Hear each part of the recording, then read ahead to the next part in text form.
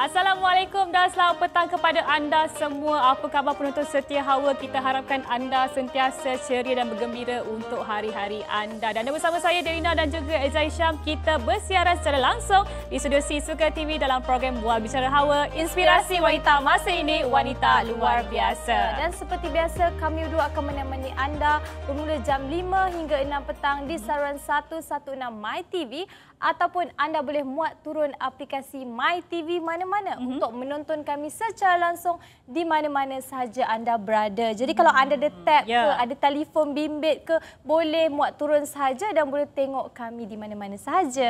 Betul. Dan Eliza, setiap minggu Eliza kita sentiasa memerlukan senaman kan Eliza? Dan kita setiap ujung minggu juga mungkin ada di kalangan anda yang dah pun rancang aktiviti-aktiviti riadah bersama dengan keluarga. Tapi ada juga di kalangan anda yang belum tahu apa yang nak lakukan di hujung minggu ini, senaman apa yang perlu lakukan bersama dengan keluarga. Betul tu, sebab badan kita perlukan senaman, Derina. Kadang-kadang kalau kita tiba-tiba nak pergi workout HIIT gym kan, terlalu berat untuk kita sebab kita perlukan stamina, dan apabila kita terlalu push diri kita, menekan diri kita, kita akan jadi rasa malas terus nak buat apa-apa. Malas nak bersenam, malas nak dan sebagainya. Jadi kita kena konsisten sebenarnya, Derina. Betul. Kunci utama dalam memastikan kecerdasan diri kita ini iaitu melakukan senaman tu biar sesuai dengan kemampuan diri kita. Betul. Kalau ada di kalangan anda yang sudah pun berumur dan berusia nak bersenam, tetapi bila nak melakukan satu senaman yang berat, sukar nak lakukan di usia sebegitu. Tapi masih begitu lambat untuk anda lakukan senaman.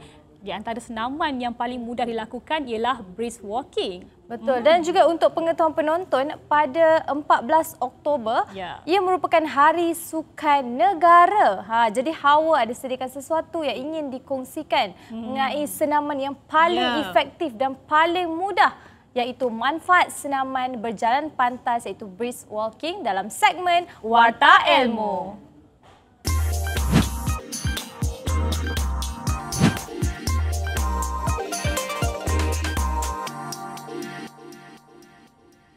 Jadi antara manfaat yang pertama adalah untuk kita nak menurunkan berat badan kita, Eliza. Bagi mereka yang ingin menurunkan berat badan tetapi hanya ingin melakukan senaman yang ringan, berjalan pantas boleh menjadi pilihannya. Sebabnya, Eliza, senaman ini boleh membakar kalori dengan baik. Jadi ia turut menyumbang kepada penurunan berat badan anda juga. Dan untuk memaksimumkan penurunan berat badan, anda mesti mengimbangi senaman ini dengan diet yang sihat ataupun mengehatkan pengambilan kalori yang diambil setiap hari. Bermaksud kalau kita aim sesuatu untuk kita nak menurunkan berat badan, makanan kita pun perlulah kita jaga dengan seimbang. Betul, sebab kita pun tahu masalah obesitas adalah antara salah satu masalah terbesar rakyat Malaysia. Jadi jom kita sama-sama buat brisk walking dan juga jaga pemakanan. Yang kedua adalah menjaga kesihatan jantung. Berjalan pantas yang dilakukan secara teratur, iaitu 5 kali seminggu, dapat menyihatkan jantung kita. Anda juga boleh mendapatkan kebaikan berjalan pantas kerana senaman ini dapat mengurangkan tahap kolesterol jahat LDL dalam darah. Sekaligus, Derina, kalau ada kolesterol tinggi ke, sakit jantung ke apa, insya-Allah dia boleh mengurangkan risiko tersebut. Betul. Kalau kita nak berlari, agak sukar kepada mereka yang ada penyakit jantung. Jadi lakukan brisk walking secara berkala. Dan seterusnya adalah, ini yang paling menarik, Eliza, boleh mengawal tekanan darah tinggi. Kerana tekanan darah tinggi ini juga membahayakan kesihatan kerana anda boleh meningkatkan risiko penyakit jantung dan juga stroke. Oleh itu, pastikan tekanan darah anda dalam julat normal dengan bersenam secara teratur. Salah satunya adalah berjalan pantas, brisk walking. Tak kisahlah pagi ke ataupun di hujung minggu, di waktu petang pun boleh. Betul. Dia kalau rasa macam nak marah aja, pergi berjalan. Betul tak? Dia darah tinggi, kalau nak marah aja, pergi berjalan. Betul lagi, kita akan dapat udara yang lagi segar. Betul. Nanti otak kita pun akan dapat oksigen, jadi kita lagi tenang. Betul tak, Derina? Jadi yang keempat adalah mengawal palas gula dalam darah. Bagi pengidap diabetes, berjalan pantas yang dilakukan dengan kerap dapat mengawal paras gula dalam darah dan mengekalkan berat badan yang ideal. Oleh itu, pengidap diabetes dinasihatkan untuk berjalan ataupun berjalan pantas selama 30 minit setiap hari agar palas gula dalam darah terus terkawal dan kesihatan lebih terjaga. Bukan saja tekanan darah tinggi, diabetes juga boleh juga. Betul tu Derina. Tapi yang seterusnya ni saya rasa orang muda pun kena tahu. Kerana dia juga boleh mengurangkan risiko penyakit Alzheimer. Betul. Kerana kita ada kajian menunjukkan berjalan pantas yang dilakukan secara berkala selama 6 bulan dapat mengekalkan kesihatan jantung, saluran darah dan juga otak. Melakukan senaman ini secara kerap juga boleh mengurangkan risiko menghidapi penyakit Alzheimer pada usia yang tua. Faedah berjalan pantas boleh diperolehi kerana berjalan pantas yang dilakukan dengan kerap dapat meningkatkan aliran darah ke otak. Bermaksud Eliza masih belum terlambat kepada mereka di luar sana yang berusia 50 ke 60-an untuk melakukan senaman ini. Betul tu. Macam kita yang muda-muda pun selalu terlupa kan. Terlupa ni. Mungkin kita pun lupa untuk bersukan sebenarnya. Okay, baiklah, yang terakhir ialah memelihara kesihatan mental. Jadi berjalan pantas yang dilakukan dengan kerap boleh mengurangkan tekanan dan melegakan gejala kemurungan. Sebabnya senaman ini boleh meningkatkan aliran darah, peredaran darah ke otak dan juga badan serta menegangkan saraf di otak sekaligus menjadikan mood anda lebih baik. Malah Derina dan penonton, kajian menunjukkan bahawa berjalan pantas yang dilakukan secara kerap selama 12 minggu cukup berkesan dalam meningkatkan keyakinan diri dan mengurangkan kebimbangan dan juga kemurungan. Ada kajian menunjukkan bahawa brisk walking ini boleh mengurangkan tentang kesihatan mental, Eliza. Kalau kita stres di tempat kerja dan sebagainya, ambil angin, ambil udara segar, berjalan-jalan di sekitar rumah pun tak kisah, Eliza. Yang pasti keadaan bersenam. Betul. Yang paling penting penonton, kita kena konsisten ya. Kami faham susah untuk konsisten, tapi untuk brisk walking adalah satu cara yang paling mudah untuk anda amalkan. Kalau let's say kalau anda keluar nak pergi office pun anda boleh berjalan supaya ia konsisten. Jangan terperap kat rumah. Terperap kat rumah nanti kemurungan. Jadi kita nak elak benda. Saya suka awak cakap konsisten tu, Eliza. Sebab kenapa? anda juga kena konsisten. Kita kongsikan kepada anda tentang produk kesihatan. Betul, makanan tambahan, Derina. Makanan tambahan pun perlu juga konsisten, Eliza. Mungkin di kalangan anda yang tak pernah dengar tentang peria, sebenarnya peria ini mengandungi insulin tumbuhan yang dapat membantu merendahkan paras gula dalam darah, dan juga peria mengandungi banyak nutrisi yang diperlukan di dalam badan seperti fiber, vitamin C, folat dan juga vitamin A. Bagus sebenarnya kebaikan peria. Betul tu, banyak sebenarnya kebaikan-kebaikan makanan tambahan. Jadi dengan itu kami sediakan sesuatu untuk anda dalam segmen Info Sihat.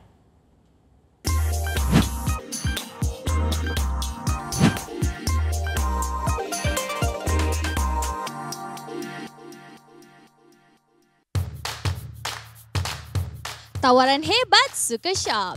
Herbs Garden. Nak cuba cara tradisional? Dapatkan peria dari Herbs Garden dengan zat tulen dari ekstrak peria. Hanya serendah RM89 hanya di sukashop.com.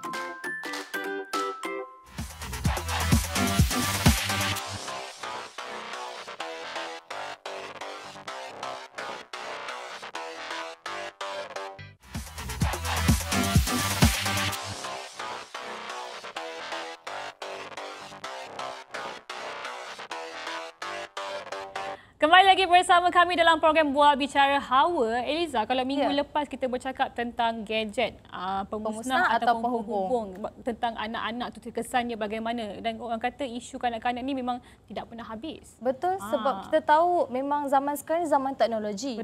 Daripada awal lagi kanak-kanak dah ada orang cakap mengambil peranan dah. Kalau dulu mungkin masa kita remaja, dah masuk sekolah, baru dapat gadget dan sebagainya. Tapi zaman sekarang ni bermula daripada mungkin 1 tahun, 2 tahun dah boleh menyumbang kepada kecerdasan minda kanak-kanak tersebut. Macam mana kembangnya ataupun elok ke tidak, semuanya daripada awal, Derina. Yang peliknya ibu bapa juga yang membuka ruang untuk menyerahkan tanggungjawab mereka kepada gadget itu kepada kanak-kanak itu sendiri. Jadi sebesar mana peranan ibu bapa, guru-guru ataupun kanak-kanak itu sendiri sukar nak belajar pada masa kini. Jadi oleh kerana itu kita bawakan bersama kita ada Prof Madya Dr. Abdul Halim, pensyarah dan Jabatan Pendidikan Awal Kanak-kanak UPSI yang akan bincangkan tentang topik kecerdasan minda kanak-kanak.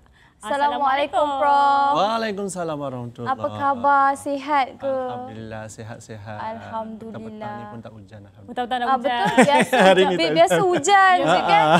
Hujan, panas, jerebus dan sebagainya. Terima kasih banyak-banyak daripada UPSI hadir bersama kami untuk hari ini. Topik yang penting kepada mereka di luar sana. Okey, baiklah. Prof, di awal-awal segmen ni kan, tajuk kita adalah kecerdasan minda dan juga minda kanak-kanak. Tapi ada juga di luar sana tanya apa itu kecerdasan sebenarnya? Cerdas tu cergas ke? Apa perbezaan antara dua ini dan apa yang menyebabkan, apa yang lainnya?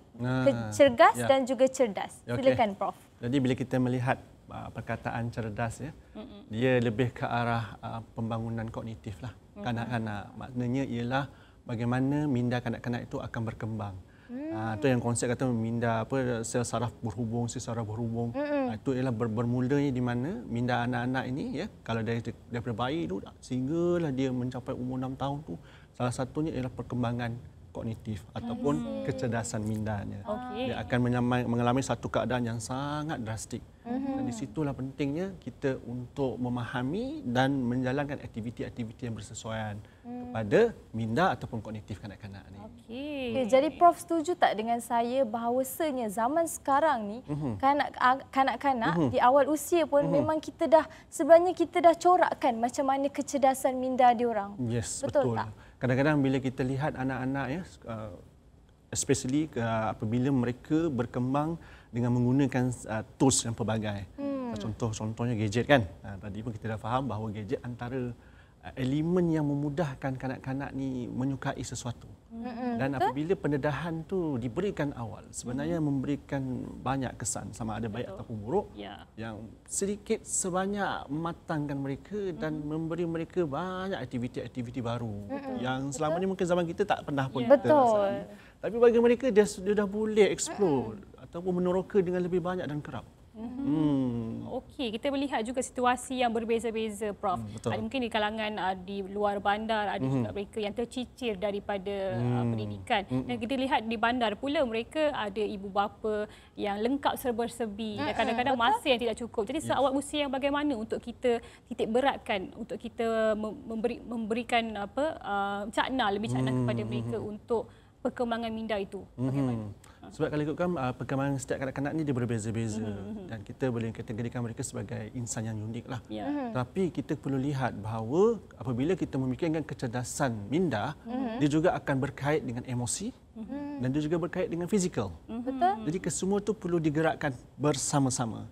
Sebab itu ibu bapa yang memahami konteks perkembangan kanak-kanak, dia akan menjalankan apa jua aktiviti yang bersesuaian ataupun mendidik anak ini dengan keadaan bukan hanya melihat dari segi kepandaian yang membaca, menulis ataupun mengira. Tapi bagaimana dia beremosi, ya, bagaimana dia menjaga akhlak, menjaga adab dan juga bagaimana dia boleh menjadi seorang yang cergas. Dalam arti kata dia boleh bergerak dengan baik, dia boleh berjalan mengikut pada orang kata milestone. Milestone ni ialah tata cara perkembangan kanak-kanak itu. Dan bila dia dapat melalui keadaan kanak-kanak yang dikatakan sebagai normal, dia akan memudahkan lagi lah urusan ibu bapa untuk membuat aktiviti ataupun menghantar kepada tempat-tempat yang boleh menambah baikkan lagi anak yang dalam perkembangan yang kita katakan kecerdasan tadi. Jadi fokusnya kepada teori dan juga praktikal lah kepada mereka. Betul. Okey, jadi saya tertarik juga sebab Prof kata badan kita kena cergas supaya otak kita kena cerdas. Tapi seperti yang kita lihat di luar sana ramai yang tersangkut dengan gadget, betul tak? Jadi mungkin Prof boleh kongsikan beberapa langkah yang boleh dilihat untuk membantu mendorong kanak-kanak ini melakukan aktiviti luar. Sebab mungkin dia dengan family dia mungkin mak bapak dia bagi gadget dan sebagainya. Tapi apa sebenarnya langkah yang boleh dilakukan untuk bagi anak-anak ni biasa keluar, nak berkawan, nak main playground, nak main pasir kan, bersosial dan sebagainya, Prof? Betul. Bila kita lihat kadang-kadang kita cuba membandingkan pada zaman kita kecil kan. Betul. Kita dulu main mak-mak, main masak-masak, main pondok-pondok, main sorok-sorok kan. Jadi mungkin elemen tu pada hari ini dia sudah semakin berjauhan ataupun hilang disebabkan oleh gadget. Gadget ni telah banyak memberi mereka ilham untuk dia bermain dan juga berimajinasi dalam dunia digital. Dan ini mungkin sebab berlaku ketika lockdown PKP hari itu kan, dan dia membawa pada hari inilah. Cumanya kita sebagai ibu bapa kita kena faham bahawa dalam konteks pendidikan kanak-kanak ni yang dikatakan sebagai normal, dia perlu merangkumi semua keadaan. Maknanya kita tak boleh hanya mendedahkan mereka kepada dunia gadget. Tak apalah, bila dia main dia akan rasa seronok dan Sebenarnya dia belajar sesuatu di situ. Tapi bagaimana pula dia dengan aktiviti yang bersifat sosial, bekerjasama, kan? Lepas tu maknanya dia akan sentiasa mengamalkan sesuatu perkara yang baik, membuat aktiviti-aktiviti yang sepatutnya bagi jiwa kanak-kanak ni dia perlu aktif. Baru dia akan cergas, dia akan rasa seronok, kan? Dia boleh berfikir dan dia buat apa saja yang boleh mencapai kepada perkembangan kognitif yang baik lah. Okay. Saya nak ambil sikit yang Prof katakan tadi, dulu dengan sekarang tu lain kan. Jadi mungkin menurut kajian daripada Prof sendiri kan, apa di antara situasi ibu bapa yang apa orang kata kesalahan ibu bapa yang lakukan pada masa kini, guru-guru juga yang memudaratkan kecerdasan minda kanak-kanak pada masa kini. Betul. Saya pun tertanya. Kalau kita ikutkan macam falsafah pendidikan negara dah lama, dah 1994 lagi dah mengatakan bahawa JERIS penting. JERIS jasmani, emosi, rohani, intelek dan juga spiritual, kan. Tetapi kalau kita lihat kepada keadaan hari ini, ialah besar kemungkinan sebab kita ni banyak dipengaruhi oleh teknologi yang mana dia telah memudahkan urusan ibu bapa dalam membuat aktiviti. Dan kita faham kadang-kadang anak-anak lebih cepat belajar. Betul. Yang menggunakan gadget, kan. Pun kita pun lah, kan. Bila kita tengok handphone, lagi cepat kita dapat maklumat berbanding kalau kita pergi keluar sana berjalan dan sebagainya, kan. Jadi itu antara perkara yang sepatutnya ibu bapa perlu lihat sejauh mana elemen yang diberikan itu mampu untuk memberikan anak itu seimbang, keseluruhan. Ya, kita tak nak nanti dia cergas untuk bermain gadget dan juga mungkin dah perkara-perkara yang mungkin bagi kita rasa nampak wah ini baguslah untuk perkembangan minda dia. Tapi mungkin dari segi sosial dia kurang. Mungkin dari segi emosi dia kurang. Dia suka menyendiri, dia tak suka bermain dengan orang, dia malas buat kerja dan sebagainya. Jadi ia akan mempengaruhilah keadaan kanak-kanak yang sepatutnya bagi kita masa zaman kita sangat-sangat menarik sebab kita semua kita explore. Betul. Kan. Saya ingat dulu kalau macam dah besar sikit, lari sana, lari sini, panjat sana, panjat sini, jatuh. Masih lagi bernafas, masih lagi ketawa, cuma kena nangis sekejap lah. Tapi Prof, saya nak tanya juga, ada kan kita pernah viral video ibu bapa kan, biar anak loncat sana kan, ada yang panjat pagar dan sebagainya. Adakah itu adalah salah satu mereka belajar untuk kecerdasan minda mereka, ataupun itu adalah salah satu cara yang sebenarnya tak boleh jadi, ataupun itulah fitrah kanak-kanak? Tapi Prof jawab sebentar lagi. Kita akan berehat sebentar dan kita kembali selepas ini.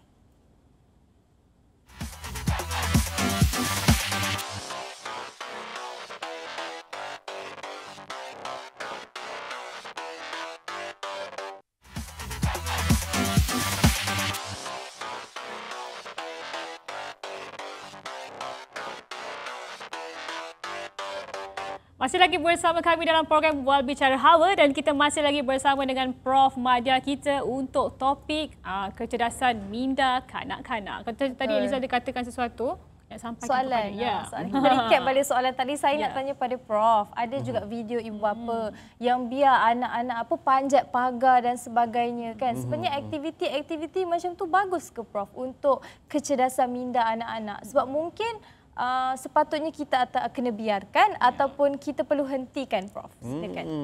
Okey, menarik bila kita melihat keadaan di mana anak-anak ni bermain di luar. Berlari sana, sok hilang. Kata kapal terbang. Yes. Kita ada taman permainan.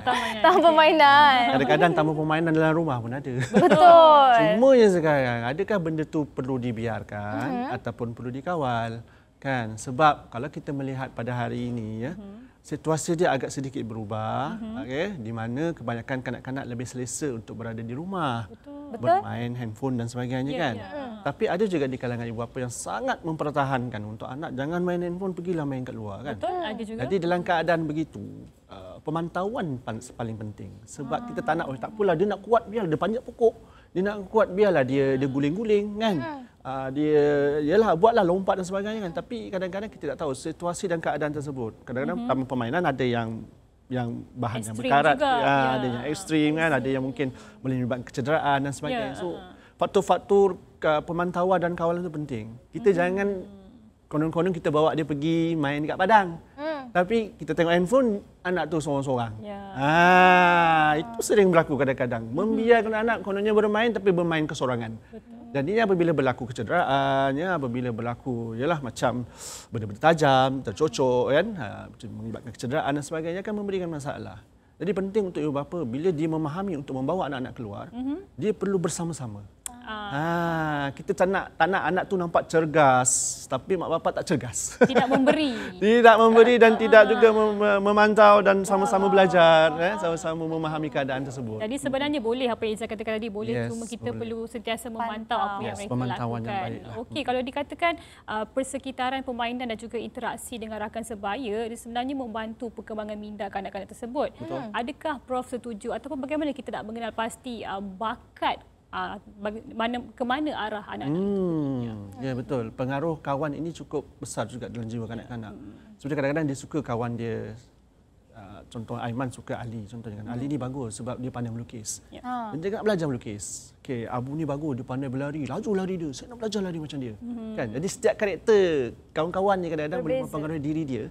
Dan kadang-kadang dia nak challenge. Dia nak mencabar dia. Bolehkah dia buat macam kawan dia buat? Sebab di situlah nanti ada proses pembelajaran yang berterusan, pembelajaran yang berdasarkan pada motivasi.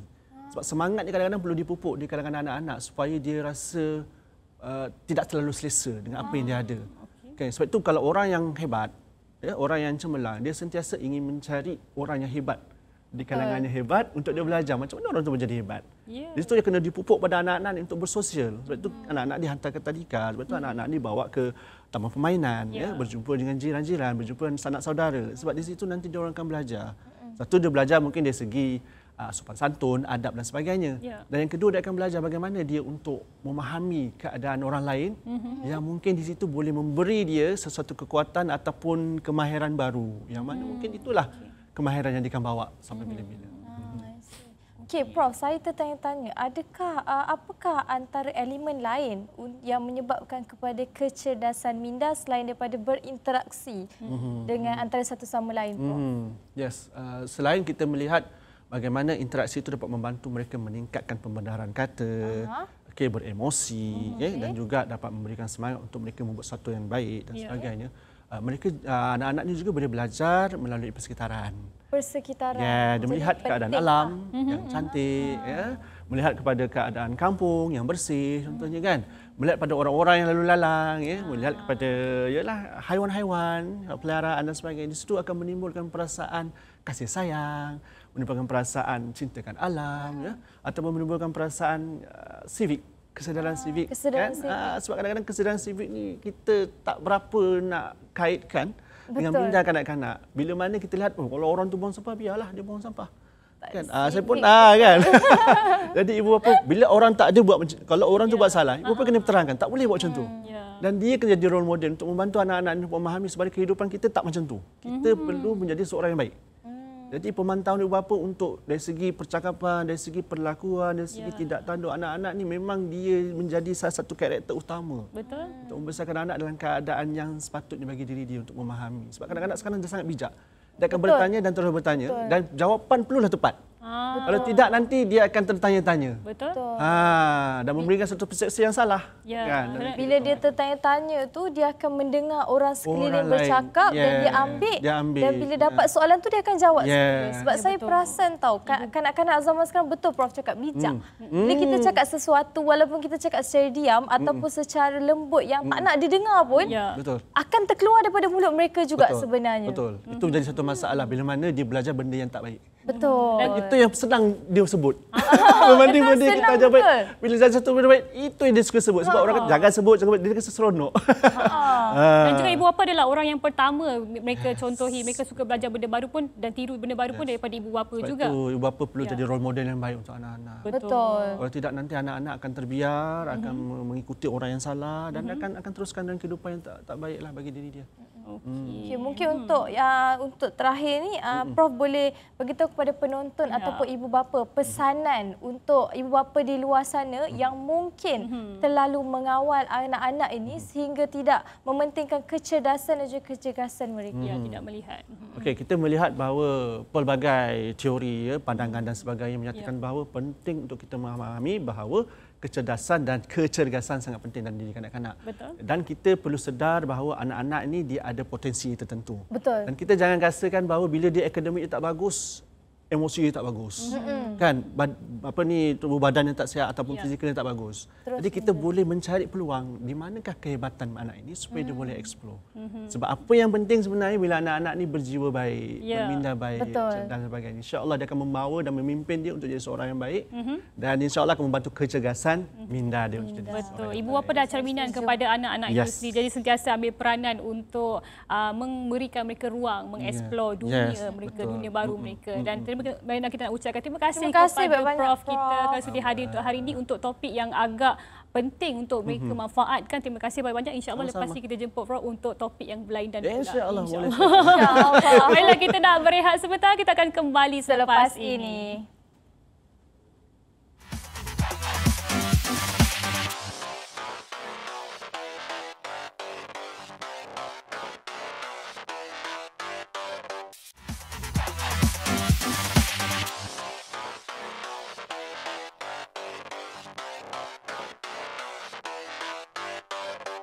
Baiklah, anda masih lagi bersama kami dalam program Buat Bicara Hawa, inspirasi wanita masa ini, wanita luar biasa. Baiklah Liza, seperti biasa di Hawa kita macam-macam nak kongsi kepada penonton ni. Kalau tadi kita berborak tentang apa aktiviti yang boleh lakukan untuk mengisi masa lapang iaitu brisk walking. Tapi kali ni dia lagi menarik sikit Liza. Menarik, kenapa tu Derina? Sebab dia tentang makanan.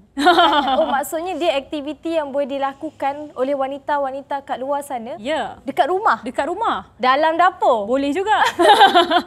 Alright, kita bersama dengan Dahlia Al-Khatri, pengasas Baking Love yang akan menceritakan tentang cita rasa manisan Baking Love. Assalamualaikum. Betul ke saya sebut Baking Love? Baking Love, betul. Baking Love. Puan sihat ke? Alhamdulillah sihat. Terima kasih sebab sudi datang ke Hawa hari ini. Terima kasih menjemput saya. Baju tu cantik, ada lebih tak? Sama konsep dengan kita Hawa hari ini. Betul. Ya, betul. Okey, silakan Derina, kita bacakan share sedikit tentang info Bake with Love ini. Baking Love? Baking Love.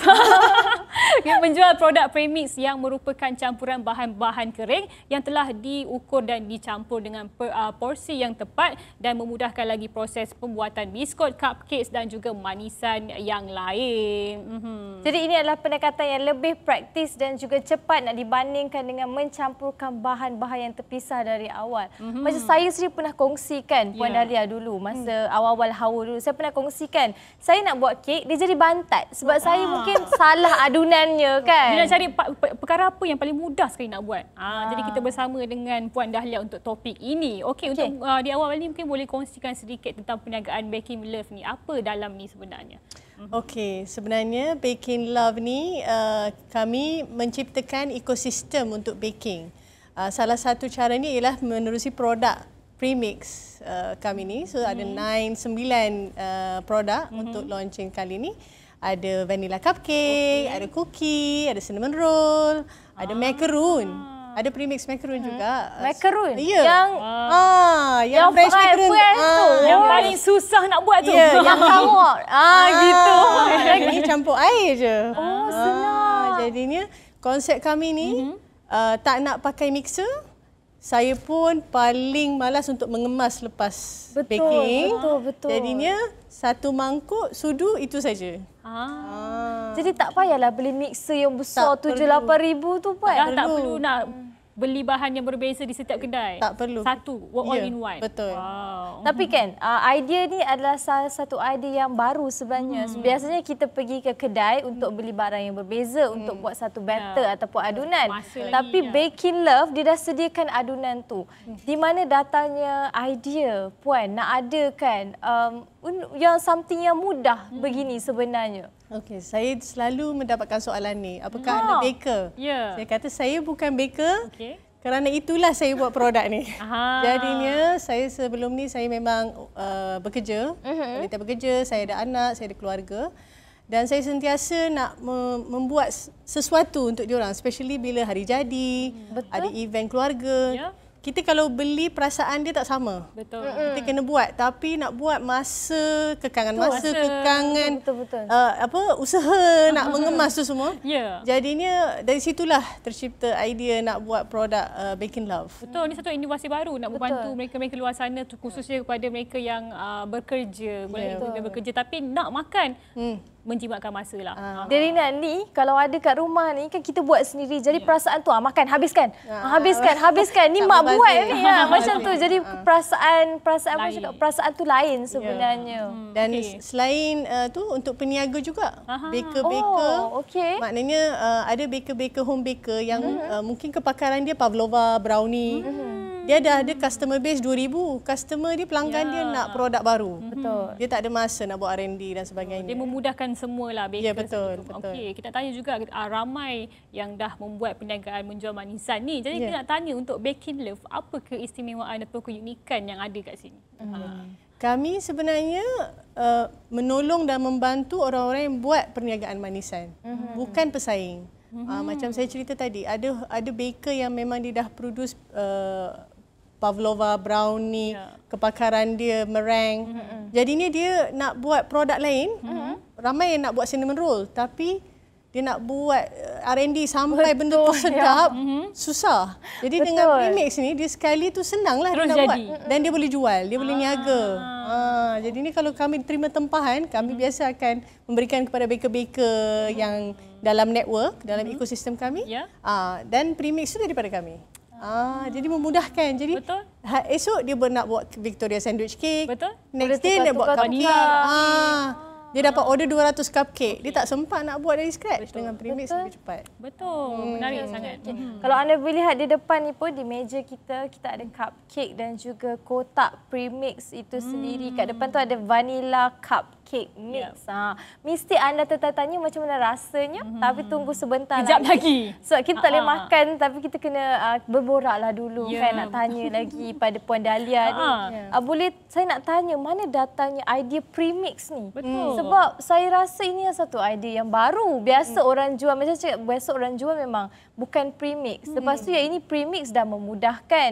Lepas tu dengan packaging dan sebagainya, dan Puan pula supply pada bakers di luar sana lagi. Jadi mana datangnya idea premix ni? Saya dalam beberapa tahun yang lepas ni, selepas saya berhenti dari bekerja di korporat, saya berniaga dalam bidang makanan. Berniaga benda lain? Ya, saya ekspor import bahan-bahan makanan. Jadi dari situ kita expose, kita tengok apa cabaran-cabaran peniaga baking, apa cabaran industri pemakanan, apa innovation yang ada, apa ingredient yang sesuai. Dari situlah maknanya, dan cabaran saya sendiri saya rasai. Jadi bila kita combinekan semua benda tu, terciptalah. Lepas tu saya pun tanyalah kawan-kawan yang lain pendapat macam mana. Buatlah survey, buat R&D. Dari situ lepas tu terhasillah Baking Love. Dan Puan sendiri dah buat R&D dah? Pengalaman tu mahal. Ya, betul. Pengalaman dia bekerja, Puan Dahlia bekerja lama, industri yang berbeza tu mahal. Portraykan dalam Baking with Love. Tapi nak tahu juga sambutan awal. Mungkin ada antara mereka yang ada komen tentang produk Baking Love. Ataupun mereka katakan, alamak, dah ada yang segera. Yang aku punya homemade pula macam mana? Macam mana? Mungkin ada komen ni. Betul, ada. Of course, ada orang tanya apa perbezaan dia. Tapi bila dia orang rasa, bila yang ni dia rasa macam buat dari scratch, maknanya fresh. Kalau yang separuh masak tu, bila dia bakar rasa dia lain. Contoh cinnamon roll kami ni, dia lepas bakar 3 hari dia fluffy. Itu kelebihan-kelebihan dari end product lah. Perbezaannya juga. Itulah Dina, saya cakap dengan Puan Dahlia, biasanya cinnamon roll ni susah nak cari dia punya adunan tu tau. Kalau kita tengok dekat negara barat kan, memang dah ada cinnamon roll dalam tin dan sebagainya, so kita buka dan tu. Tapi dekat sini susah. Jadi Baking Love ni dah sediakan premix untuk cinnamon roll sendiri. Betul, dah macam dekat depan kita ni Poliza dah macam-macam dah terliur dah. Sabar Dina, sabar. Sebab kejap lagi kita ada satu aktiviti yang istimewa bersama Puan Dahlia. Kita nak berehat sebentar. Kita akan kembali selepas ini.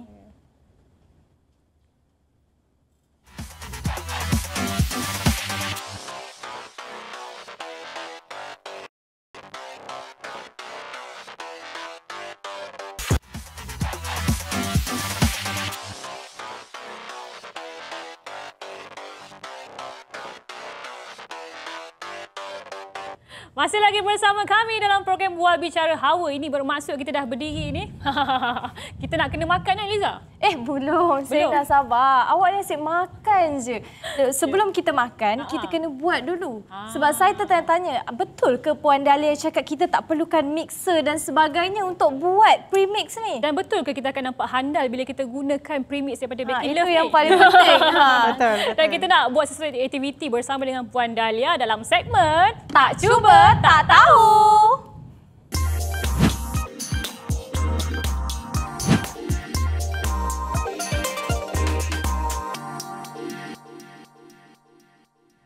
Baiklah, kita dah sampai nampaknya. segmen keseronokan. Segmen yang seronok.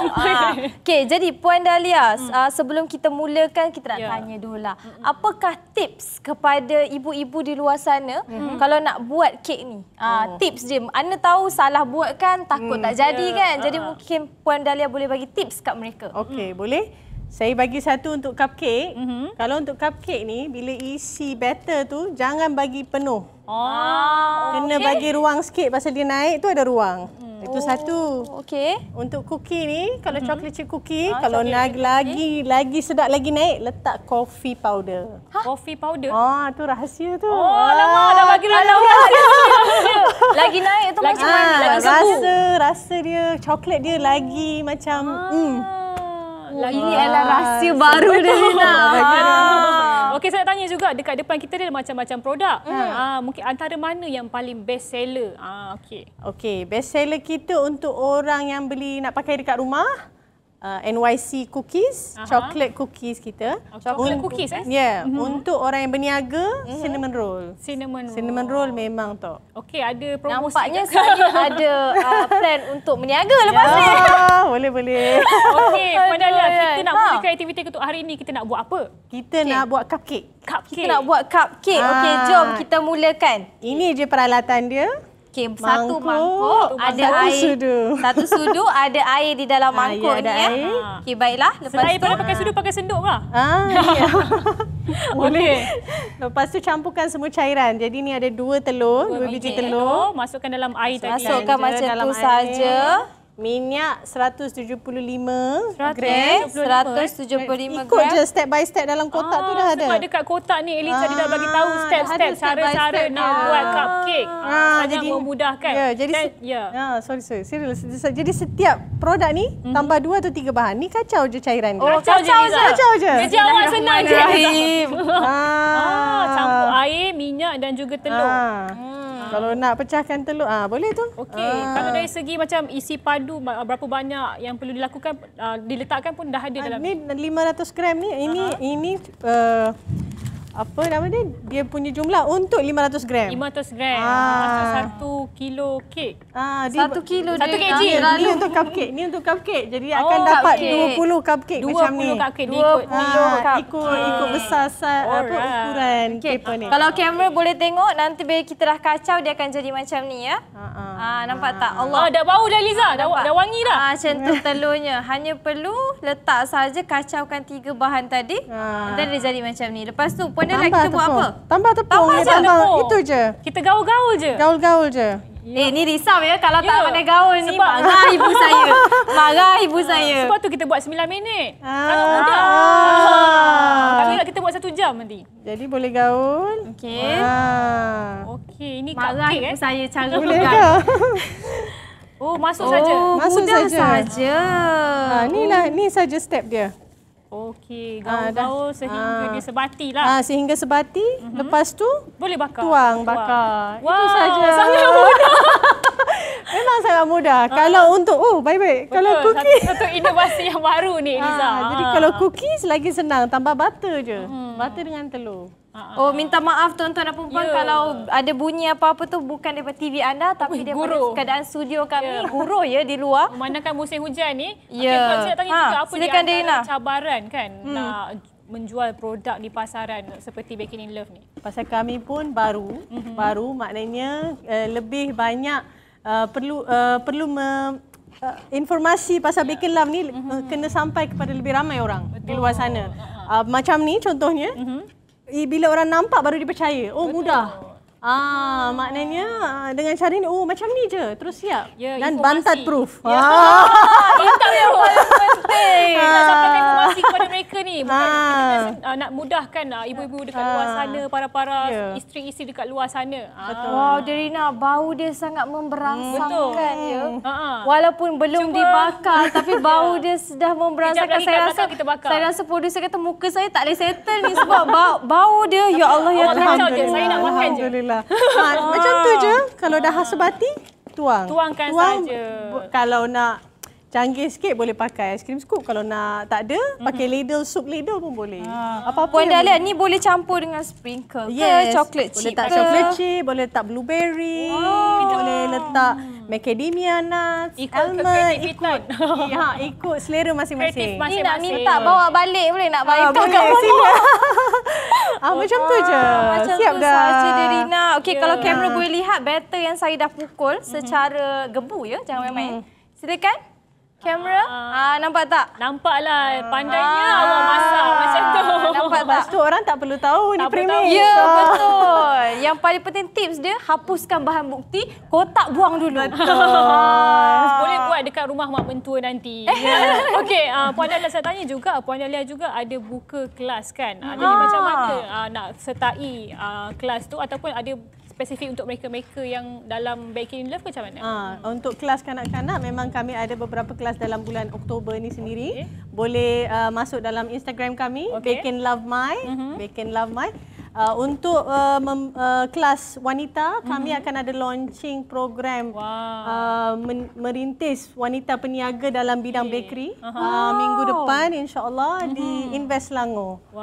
Jadi bolehlah hadir 20 Oktober. Kita kena datang. Sila datang. Maksud kita akan dapat ilmu dan dapat makan juga. Adakah itu terbuka untuk semua di luar sana, Puan Dahlia? Kita bekerjasama dengan NGO dan korporat untuk membantu wanita-wanita B40, single mom di luar sana yang nak memulakan perniagaan yang mudah. Dengan cara ni, dia boleh buat cupcake, dia boleh decorate sikit-sikit, dia boleh jual. Mungkin Puan juga boleh bagi tips kepada suri rumah di luar sana yang dirasa dia nak memulakan perniagaan tapi dia sangat takut dari segi modal, dari segi motivasinya bagaimana? Faham. Itu mungkin salah satu cabaran kan. Jadi saya cadangkan macam ni, produk ni satu carton RM12.90 saja. Maknanya modal dengan semua bahan ni tak sampai RM20 insya-Allah. Of course kena ada air fryer atau oven. Dan mulalah dari kecil-kecilan dahulu. Bila dah dari situ ada momentum, boleh ikut sambung tapi kena semangat, kena marketing, kena bercakap pasal perniagaan kita. Tak boleh malu-malulah. Tapi jangan putus asa. Jangan putus asa. Walaupun tapi yang ni pasti jadilah, takkan tak jadi. Betul. Ini pasti akan jadi. Adakah itu terlalu penuh ataupun sedikit macam tapi tak apa, nanti dia naik tinggi lah. Jadi makin tinggi makin besar cupcake-nya. Tapi takut nanti dia naik dia RM1. Jadi kena turunkan sikit. Sebab Eliza untuk satu kotak ni dapat 20 cup cupcake. Dah boleh jual esok ni. Esok Derina ambil order dia. Cupcake nak apa? Vanilla ke apa ke? Okey, seterusnya bila kita dah kalau untuk cara pembakaran pula. Pembakaran dalam ni semua ada step by step dia. Berapa minit macam untuk ni 170 sampai 190 untuk 20 minit. Semua ada dalam semuanya ni. dah ada dekat kotak ni Eliza. Penonton memang semua dah komplit lah sebenarnya. Semua dah sempurna. Kalau kamera boleh zoom in sikit. Kan? Bagi tahu dah kamera boleh, cara-caranya. maaf. Kalau kamera boleh zoom in sikit, okey. Dia ada resepi kat sini. Lepas tu kita ada preparation method. Betul, dan juga ingredient. Belah sini. Ingredient. Jadi kita dah tahu secara senang dan simple, tak perlu Google ke, tengok handphone ke. Cuma itulah kena buang bahan bukti dia awal sikit. Macam tu. Betul. Simple dan juga senang ya Derina. Semuanya di hujung jari anda. Okey, saya nak dekor lah Puan. Saya dah nampak sebab saya tak sabar nak makan ni.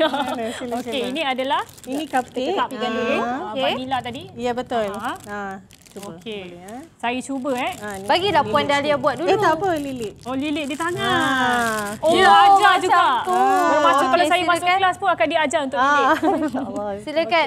Derina, jangan buat malu saya. Okey. Okey lah. Ni natural. Tak ada puan, kita dah buat dah. Masya-Allah. Dah jadi. Boleh tambah sprinkle. Tambah sprinkle. Okay. Kalau di hujung sana, Derina, cuba tengok di meja sana. Ya. Kita nampak cookies ya, betul tak? Sekali saya nampak cookies. Cuba Derina ambil. Ada. Pusing tu. Keluarkan saja, ambil je. Ya. Cookies di hujung sana tu. Ni ada cebisan almond macam coklat. Ni sama. NYC cookies Yang kami. ni paling best seller. Yes. Cookies Dekat ni. sekarang kami memang tengah gencar dalam TikTok. TikTok live untuk berapa bulan ni. Wow. Kita show resipi macam mana nak buat. So bolehlah kalau nak beli ada dekat Jadi TikTok macam juga. mana nak dapatkan produk-produk daripada Baking Love ni? Saya tertariklah dengan tu. Okey. Boleh kongsikan? Boleh, dia dalam website ada bakinglove.com. Okey. Dekat TikTok, Lazada, Shopee, semua e-commerce platform kita ada insya-Allah. Yes. Cari je Bake in Love. Back in Love. Bake in Love. Bake in Love. Semasa puan dia borak dengan Derina, saya dah makan dah rasa. Wih, sedap. Maafkan saya masuk Derina. Sedap. Saya dah cakap dengan Derina. Sedap Derina, rasa coklat dia cukup. Lembut kan? Nampak awak pandai awak masak tu. Okey, ada perancangan selepas ini nak akan buka kedai ke ataupun boleh kami datang untuk walk-in untuk cupcake dan sebagainya? Kami sekarang memang kami supply kepada kedai-kedai distribute. Kami ada dalam Sogo. Kami ada di dalam ingredient shop di Klang Valley. Okey. Berikutnya insyaAllah kami akan menjejak roadshow ke utara. Memang tengah mencari distribution point, dealer-dealer dekat kawasan-kawasan seluruh Malaysia. Jadi kalau anda mahu dapatkan produk Baking Love, anda boleh terus ke IG Baking Love. Baiklah, kita ucapkan terima kasih kepada Puan Terima kasih Dahlia banyak. hadir bersama dengan produk-produk daripada anda. Jangan lupa dapatkan. Kita doakan semoga Baking in Love berjaya, terus sukses insya-Allah. Amin. Baiklah, kami juga mengucapkan terima kasih kepada penonton Hawa kerana sudi daripada awal sampai akhir bersama kami. Itu saja daripada saya, Liza Isham dan juga Derina.